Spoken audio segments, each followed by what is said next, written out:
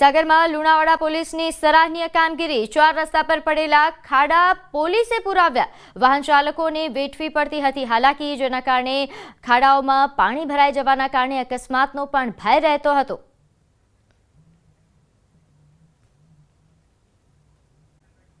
Vadodara Bharuch national highway પર લાંબો traffic jam સર્જાયો છે, જેના કારણે અહીં બરણ ગામથી વડોદરાના વર્ણામાં ટ્રાફિક જામ સર્જાયો। 10 કિલોમીટરના અંતરમાં ટ્રાફિક જામ સર્જાયો છે, જેના કારણે વાહન ચાલકો ફસાયા। નેશનલ હાઈવે નંબર 48 પર અવારનવાર ટ્રાફિક જામ સર્જાય છે, જેના કારણે વાહન ચાલકો પરેશાન થઈ રહ્યા છે।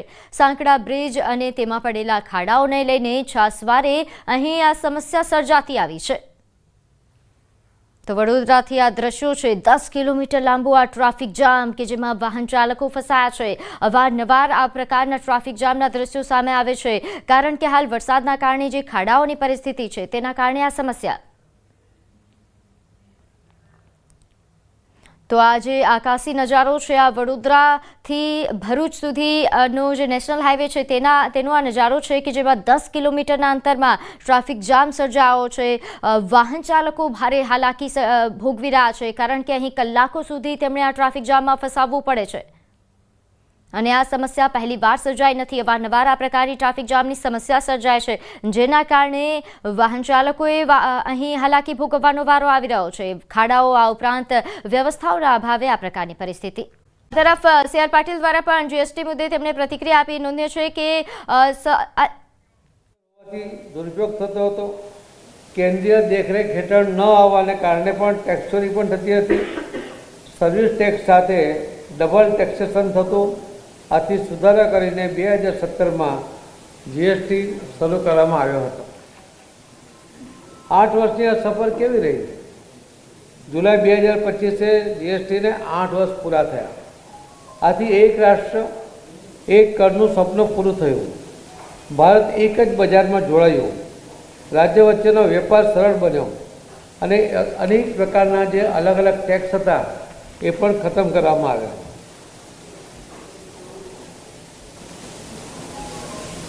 એક સર્વે મુજબ MSME સહિત 85% લોકોએ GSTના અમલથી સંતોષ વ્યક્ત કર્યો। એમાં મુખ્ય સિદ્ધિ જે હતી કે ટેક્સની રચના સરળ બની, ઉદ્યોગો સ્પર્ધાત્મક બન્યા અને સમગ્ર દેશમાં એક સરખો કર એ લાગુ કરવામાં આવ્યો। ત્યારબાદ ટેક્સનો આધાર વધ્યો।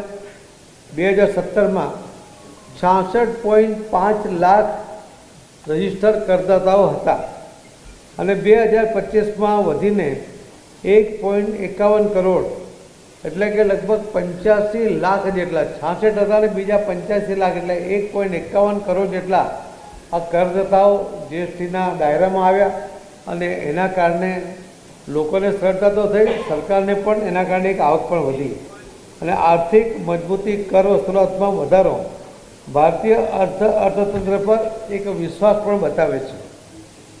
આપણે જોયું હશે કે GSTનું આગલું ચરણ સરકાર દરોની સમીક્ષા અને સમાનતા કરશે। ફોકસ નાગરિકોને સહેલાઈથી વ્યવસાય માટે સરળતા અને વિકાસ માટે આધાર બનશે। આના 3 મુખ્ય સ્તંભો પણ છે: રચનાત્મક સુધારા, ઉલટા કર માળખું સુધારવું, MSME માટે રોકડ પ્રવાહમાં રાહત સમાન વસ્તુઓને એક સરખા દર હેઠળ મૂકવાથી વિવાદ ઘટશે, સ્થિરતા અને પૂર્વાનુમાનથી રોકાણ વધશે। આપણે જોતા હતા કે ટેક્સટાઇલમાં જે દર 5% લાગતો હતો, એમાં ક્વોલિટી ચેન્જ થાય તો સીધો 12% પર જતો હતો। એના કારણે ટેક્સ ચોરી કરવાની ઈચ્છા થાય, લોકોને એનું અર્થઘટન ખોટું કરાવવા માટે પ્રયત્ન કરે ને એ બધામાંથી મુક્તિ મળે એટલા માટે 12%નો કર દૂર કરીને 5%ની અંદર એ બધાને લઈ આવ્યા, જેના કારણે જે યુઝર છે, એન્ડ યુઝર, એને પણ ખૂબ મોટો ફાયદો આની અંદર આપણને થવાનો છે। આ 4 પ્રકારના દર હતા અને એ દરમાંથી 2 મુખ્ય દર કરવામાં આવ્યા, 5% અને 18%। એમાં પણ અનાજ, દવા જેવી જરૂરી ચીજ પર ઓછો ટેક્સ કરવામાં આવ્યો। જીવનમાં સહેલાઈથી જીવી શકાય એના માટે ઓનલાઈન ટેકનોલોજી આધારિત ઝડપી રજિસ્ટ્રેશન કરવામાં આવ્યું। નિકાસકારો માટે પણ ઝડપી રિફંડ સિસ્ટમ એ પણ આમાં ડેવલપ કરવામાં આવી. વધુ લોકો ટેક્સ સિસ્ટમમાં લાભ લઈ શકે, એમાં જોડાઈ શકે, તે માટે ઓછો વિવાદ થાય, અનુસરણ સસ્તું થાય, સ્થાનિક ઉત્પાદન અને નિકાસને ટેકો મળે, સરકારની આવકમાં વધારો થાય, એક સરળ, ન્યાયસંગત અને વિકાસલક્ષી જીએસટી સિસ્ટમ જેમાં નાગરિક કેન્દ્રમાં રહે અને ભારતની વૈશ્વિક આર્થિક શક્તિને ગતિ મળે, એના માટેના પણ જરૂરી સુધારાઓ એમાં કરવામાં આવ્યા. જીએસટીને કારણે દૂધ, દહીં જેવા જે ડેરી પ્રોડક્ટો હતા, જે જીવન જરૂરી દવાઓ હતી, એમાં પણ 0 ટેક્સ કરવામાં આવ્યો અને અત્યંત લક્ઝરી કહી શકાય એવી જે વસ્તુઓ પર 40%નો એક સ્પેશિયલ પ્રકારનો દર રાખવામાં આવ્યો.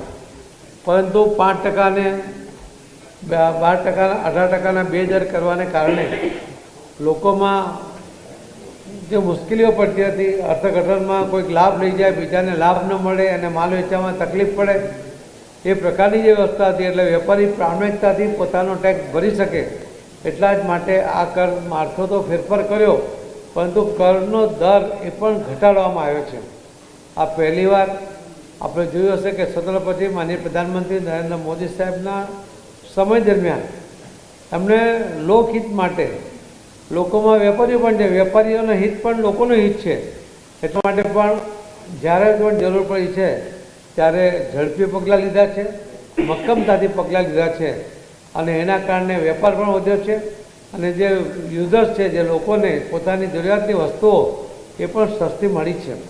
આજે જ્યારે આ સ્થિતિ છે ત્યારે લોકો જે ઉદ્યોગકારો છે એ પોતે પણ પોતાના પ્રોડક્ટની ક્વોલિટી સુધારવા માટેનો પ્રયત્ન કરશે. એના કારણે સારી ક્વોલિટી સસ્તા ભાવમાં અને આપણા દેશમાં ઉત્પાદિત થતી હોય એવી વસ્તુઓ જે આપણને વાપરવા મળે, એની પાછળનો આ પણ એક ધ્યેય છે કે જે વેપારીઓ છે એ વેપારીઓને ક્વોલિટીની સાથે જો પ્રોડક્શન એનું વધશે, ડિમાન્ડ વધશે તો પ્રોડક્શન વધશે અને પ્રોડક્શન વધવાને કારણે પણ એને ઓવરહેડ ઓછા થવાથી એની પ્રોડક્ટની કિંમત પણ ઓછી થવાની છે. તો આ એક આખી સાયકલ છે અને એ સાયકલમાં માનનીય પ્રધાનમંત્રી શ્રી નરેન્દ્ર મોદી સાહેબે ત્યારે 15મી ઓગસ્ટના દિવસે લાલ કિલ્લા ઉપરથી કહ્યું હતું કે હું આ દેશના લોકોને એક દિવાળીની ભેટ આપવાનો છું અને એટલા જ માટે 22મી સપ્ટેમ્બરથી આ જીએસટીના નવા દર એ લાગુ થશે અને એના કારણે અનેક વસ્તુઓ સસ્તી થવાની છે, જેમાં વીમા જેવી વસ્તુઓ પર પણ જે ટેક્સ લાગતો હતો એ રકમ ઉપરનો ટેક્સ પણ એ પણ નાબૂદ કરવામાં આવ્યો છે. તો આ એક ખૂબ મોટું માનનીય પ્રધાનમંત્રી શ્રી નરેન્દ્ર મોદી સાહેબના નેતૃત્વમાં નાણામંત્રી શ્રીમતી નિર્મલાજીએ આ પગલું ભર્યું છે અને એના કારણે આ દેશ એને એક અવાજે બધાએ વધાવી લીધો છે. અત્યંત સંતુષ્ટિની ભાવના સાથે, લાગણી સાથે લોકોએ આ જીએસટીના સુધારાને વધાવ્યા છે. એ વાત આપના માધ્યમથી લોકો સુધી પહોંચે એનો અમારો પ્રયત્ન છે. આની સાથે જ્યારે સુરતમાં આપણે બેઠા છે ત્યારે સુરતમાં પણ ઉડાનની યાત્રી કેફે સ્થાપવાની રજૂઆત એ કરવામાં આવી હતી. જે ઉડાનનો સસ્તા દરની ટિકિટો હોય છે અને રાજ્યની આંતરરાજ્યની એટલે રાજ્યના રાજ્યમાં અલગ અલગ જગ્યાએ જોડતી આ જે વિમાની સર્વિસ હોય છે એમાં રાજ્ય કેન્દ્ર સરકાર તરફથી, રાજ્ય તરફથી રાહત આપવામાં આવે છે. તો એમને પણ પોતાને આ કેફે પર સસ્તા ભાવમાં ખાવા પીવાની ચીજો મળે એના માટે પણ આપણે જે રજૂઆત કરી હતી એમાં એવિએશન મિનિસ્ટર શ્રી રામમોહન નાયડુજીએ એક પોઝિટિવ પત્ર એ મને મોકલ્યો છે. એઆઈએ સુરત અને મહાનગરપાલિકા વચ્ચે થયેલી ચર્ચા દરમિયાન ઓટો સ્ટેન્ડ, જે રિક્ષાવાળા છે એમને બહાર ઊભા રહેવું પડે છે અને ટેક્સીવાળા અંદર આવતા હોય છે. તો જેને રિક્ષામાં જવું છે એવા પેસેન્જર કે જે વધારે પૈસા ખર્ચી શકતા નથી, એવા પેસેન્જરને પોતાનો સામાન ઉંચકીને એરપોર્ટની બહાર સુધી ઉંચકીને જવો પડતો હતો. તો એમાંથી પણ એને રાહત આપવા માટેનો સફળ પ્રયત્ન થયો છે અને કોર્પોરેશન સાથે ચર્ચા કરીને એ સ્ટેન્ડ પણ રિક્ષાઓ પણ અંદર સુધી આવે એવી વ્યવસ્થા કરી રહ્યા છે. આપણે જોયું છે કે હવામાન બગડે છે ત્યારે પણ ઘણા પ્લેન અહીંયા ઉતારી શકાતા નથી, એમને ડાયવર્ટ કરવા પડે છે. એના માટેની પણ સાધનો એ આપણા એરપોર્ટ પર લાગી ગયા છે અને હવે પછી એવી મુશ્કેલીઓ નહીં રહેશે. આપણે એરપોર્ટ પર જવા માટે પણ એક જ રસ્તો હતો, એને પણ સુવિધાના અને સલામતીના દૃષ્ટિએ પણ 2 રોડ કરવાની જરૂર હતી એ બંને રોડની પણ કામગીરી એ લગભગ એરપોર્ટ ઉપર પૂર્ણ થવા જઈ રહી છે. આપણે ત્યાં આપણે જોયું છે કે આખા દેશમાં જે માનનીય પ્રધાનમંત્રી શ્રી નરેન્દ્ર મોદી સાહેબનો કેચ ધ રેન. નજર કરીએ અન્ય સમાચારો પર તો દિલ્હીમાં પીએમ મોદી સાથે મુખ્યમંત્રીએ મુલાકાત કરી. મુલાકાતનો અવસર ખૂબ હર્ષપૂર્ણ રહ્યો તેવું મુખ્યમંત્રીએ જણાવ્યું. મુખ્યમંત્રીએ કહ્યું કે જીએસટી દરના ઘટાડા અંગે પીએમનો આભાર વ્યક્ત કરું છું. આ ઉપરાંત માનનીય મોદી સાહેબના નેતૃત્વમાં વાઇબ્રન્ટ ગુજરાત ગ્લોબલ સમિટના માધ્યમથી ગુજરાત મૂડીરોકાણો માટે મોસ્ટ પ્રિફર્ડ ઇન્વેસ્ટમેન્ટ ડેસ્ટિનેશન બન્યું છે. આ સફળતાથી પ્રેરિત થઈને માનનીય વડાપ્રધાનના માર્ગદર્શન હેઠળ રાજ્ય સરકાર ગુજરાતના જુદા જુદા ઝોન માટેની વાઇબ્રન્ટ ગુજરાત રિજિયોનલ કોન્ફરન્સીસનું પણ આયોજન કરવા જઈ રહી છે. આ સંદર્ભે માનનીય વડાપ્રધાનનું બહુમૂલ્ય માર્ગદર્શન પ્રાપ્ત કર્યું. સાથે કેન્દ્ર સરકારે જીએસટીના દરમાં મોટો ઘટાડો કરીને કરોડો દેશવાસીઓને રોજિંદા ઘર ખર્ચમાં બચત અને સુખમય જીવનની સોગાત આપી છે. એ બદલ ગુજરાતના સૌ નાગરિકો વતી માનનીય વડાપ્રધાનનો આભાર તેમણે વ્યક્ત કર્યો. પાટણની અહીં સાંતલપુરના ગ્રામ્ય વિસ્તારમાં પણ વરસાદ નોંધાયો. વારાહી પંથકમાં વાતાવરણમાં પલટો આવ્યો. ભારે પવન સાથે ધોધમાર વરસાદ વરસ્યો. વારાહી, લખાપુરા, ગોખાંતર અને બામરોલી સહિત ગામોમાં વરસાદ નોંધાયો હતો. વરસાદી વાદળોને કારણે અંધારપટ છવાઈ ગયું હતું. વિઝિબિલિટી પણ ડાઉન થઈ છે, જેના કારણે વાહન ચાલકોને હાલાકી ભોગવવાનો વારો આવ્યો. દાહોદ જિલ્લામાં વરસાદી માહોલ છવાયો છે. અહીં દાહોદ શહેર સહિત આસપાસના વિસ્તારોમાં વરસાદ નોંધાયો હોવાના સમાચાર.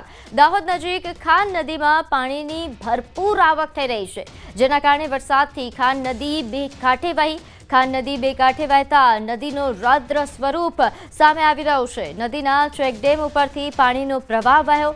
વરસાદથી અનેક નદી નાળા છલકાયા છે. તો દ્રશ્યો દાહોદથી છે કે જ્યાં શહેર સહિત આસપાસના વિસ્તારોમાં વરસાદ નોંધાઈ રહ્યો છે.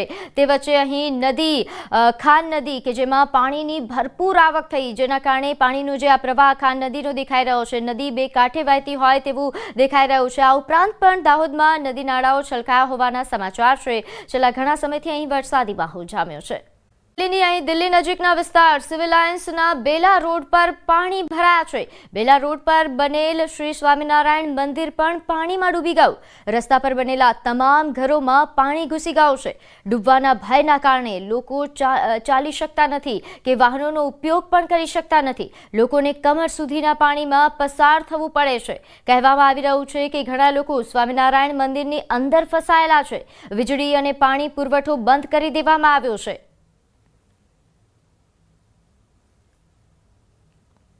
તો મધ્યપ્રદેશના ખંડવા જિલ્લામાં નર્મદા નદી પર બનેલા મોટા બંધના દરવાજા ખોલવામાં આવ્યા છે. ઇન્દિરા સાગર બંધના 12 રેડિયલ દરવાજા ખોલીને પાણી છોડવામાં આવી રહ્યું છે. ઇન્દિરા સાગરનો આ નજારો ખૂબ જ સુંદર અને રોમાંચક છે. તે જ સમયે ઓમકારેશ્વર ડેમમાંથી સતત ત્રીજી વખત પાણી છોડવામાં આવ્યું. આજે 19 દરવાજા ખોલીને 9155 ક્યુસેક પાણી છોડવામાં આવ્યું હતું. નર્મદા નદીના કિનારાના નીચાણવાળા વિસ્તારોમાં ચેતવણી જારી કરવામાં આવી છે. તો મધ્યપ્રદેશમાં પણ હાલ વરસાદી માહોલ વચ્ચે મોટા બંધના દરવાજા ખોલવામાં આવ્યા. નર્મદાના મોટા બંધના દરવાજા ખોલવામાં આવ્યા, જેના કારણે ઇન્દિરાસાગર ડેમના 12 રેડિયલ દરવાજા પણ ખોલવાની ફરજ પડી હતી. 19 દરવાજા ખોલીને 9155 ક્યુસેક પાણી છોડાયું. તો આ તરફ સુરત શહેરમાં વહેલી સવારથી જ વરસાદી માહોલ છવાયેલો છે. સુરત સહિત દક્ષિણ ગુજરાતના જિલ્લાઓમાં વરસાદની હવામાન વિભાગે આગાહી કરી હતી, જેના પગલે સુરતના અઠવા ગેટ, રાંદેર, સિટી લાઇટ, જહાંગીરપુરા વિસ્તારોમાં વરસાદ વરસ્યો. તો સુરતમાં વહેલી સવારથી જ વરસાદી માહોલ જામ્યો. સાંજે પણ અહીં ઘણા એવા વિસ્તારો છે કે જ્યાં ઝરમર વરસાદ નોંધાયો. ખાસ કરીને જો વાત કરવામાં આવે, સુરત શહેરના શહેરી વિસ્તારોમાં વરસાદી માહોલ છવાયો હતો. તો મહીસાગર જિલ્લામાં વહેલી સવારથી સાર્વત્રિક વરસાદી માહોલ જામ્યો છે. અહીં સંતરામપુર તાલુકામાં 2 ઇંચ જેટલો વરસાદ નોંધાયો, તો કડાણા તાલુકામાં 1 ઇંચ કરતાં વધુ વરસાદ નોંધાયો છે. જિલ્લાના અન્ય તાલુકાઓમાં પણ વરસાદી માહોલ જામ્યો છે. મહીસાગર જિલ્લામાં વરસાદ તેમજ ઉપરવાસમાંથી ભારે પાણીની આવક થતાં અહીં કડાણા ડેમમાંથી પણ પાણી છોડવામાં આવી રહ્યું છે. તો મહીસાગર જિલ્લામાં સાર્વત્રિક વરસાદી માહોલ આજ વહેલી સવારથી જામ્યો છે. ભરૂચના વાલિયા નજીક કીમ નદીના પાણી ડહેલી ગામ પાસેના ડાયવર્ઝન પર ફરી વળ્યા, જેના કારણે વાહન વ્યવહાર બંધ કરવો પડ્યો. સતત વરસાદના કારણે આ માર્ગ સિઝન દરમિયાન 5મી વખત બંધ કરવો પડ્યો છે, જેના કારણે ખાસ ભારે વાહનોને હાલાકી થઈ રહી છે. કોઈ વૈકલ્પિક માર્ગ ઉપલબ્ધ ન હોવાથી વાહન ચાલકો રોષમાં છે. मैं अहमदाबाद से शाम में 8 बजे निकला था. अभी इस समय मैं यहाँ पे पहुँचा हूँ. रोड में इतने खड्डे हैं और टोल भी दे रहे हैं. खड्डे तो इतने हैं जिसकी हद नहीं, जिसकी वजह से गाड़ी का माल भी डैमेज हो रहा है, सब कुछ हो रहा है, टाइम भी ख़राब हो रहा है हम लोगों का. और इस जगह पे आए हैं, अभी इस जगह पे नदी के पानी की वजह से पुल बह चुका है और कोई सुविधा नहीं है. खड़े हैं अभी तक, यहाँ पे कोई सुनवाई नहीं है. नागपुर जाना है लेकिन बहुत तकलीफ़ का काम है. 24 घंटे हम लाइन में लगे रहते हैं. टोल भी दे रहे हैं और रोड का भी कोई ठिकाना नहीं. जहाँ जाओ वहाँ रोड बंद रहता है. अभी बताओ हम लोग कैसे जाएं, किधर से जाएं? कितने बजे से निकले हो अहमदाबाद से? अहमदाबाद मैं शाम को 7 बजे निकला था. अभी यहाँ पे पहुँचा हूँ. તો પંચમહાલમાં હડફ ડેમના 3 દરવાજા 7 ફૂટ ખોલાયા. ડેમમાંથી પાણી છોડાતા હડફ નદી 2 કાંઠે વહી રહી છે. હડફ ડેમના કેચમેન્ટ વિસ્તારમાં તેમજ ઉપરવાસમાંથી સતત પાણીની આવક નોંધાતા ડેમના 3 દરવાજા 7 ફૂટ સુધી ખોલવામાં આવ્યા. ડેમમાં હાલ પાણીની આવક વધતા ડેમ રૂલ લેવલ સપાટી જાળવવા માટે ડેમમાંથી 9400 ક્યુસેક પાણી નદીમાં છોડવામાં આવી રહ્યું છે, જેના કારણે હાલ નદી 2 કાંઠે થઈ હોય તેવા દ્રશ્યો સામે આવી રહ્યા છે. તો ડેમમાંથી પાણી છોડાતા હડફ નદી 2 કાંઠે થઈ, જેના કારણે નીચાણવાળા વિસ્તારોને એલર્ટ અપાયું. અત્યંત ભારે વરસાદનું એલર્ટ આપવામાં આવ્યું છે. ભાવનગર, આણંદ, ભરૂચ અને સુરતમાં રેડ એલર્ટ જાહેર કરાયું છે. 23 જિલ્લામાં વરસાદનું ઓરેન્જ એલર્ટ પણ આપવામાં આવ્યું. અમદાવાદમાં 7 વાગ્યા સુધી ઓરેન્જ એલર્ટ છે, તો સૌરાષ્ટ્રના 6 જિલ્લામાં વરસાદનું યલો એલર્ટ જાહેર કરાયું.